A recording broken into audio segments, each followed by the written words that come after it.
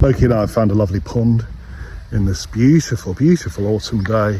I'll answer that second question about compositional technique. I think this is a simpler one. Liszt's compositional technique was immensely influential, most strikingly on his slightly younger contemporary and son-in-law later in his life, Richard Wagner. I mean, Liszt's influence on Wagnerian harmony is famous. I think actually it was more of a two-way street than people often think it was. I think they influenced each other.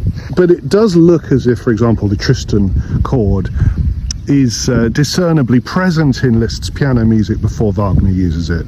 And Liszt's magnificent extended chords and chromatic harmony is sort of just ahead of Wagner, I think.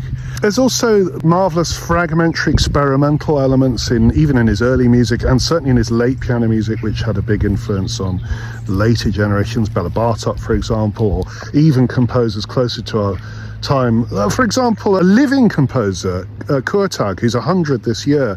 I think some of that aphoristic, enigmatic, elegiac stuff that goes on in some of his music is actually quite closely related to the mysterious fragmentary pieces that Liszt was writing at the end of his life, some of them right on the edge of tonality, some of them even, you might say, pretty much atonal. You know, Liszt was doing incredibly radical things throughout his life, not just at the end of his life. But he's not one of these composers who becomes more conservative as he gets older. I mean, that is the norm.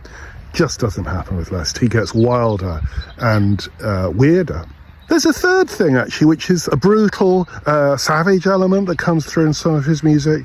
And there's the Hungarian style. All these things had a major impact. You think of the Russian tradition, Mussorgsky, Borodin, Rimsky-Korsakov, Stravinsky, Prokofiev. I think there's a discernible influence from Liszt on those composers' early pieces.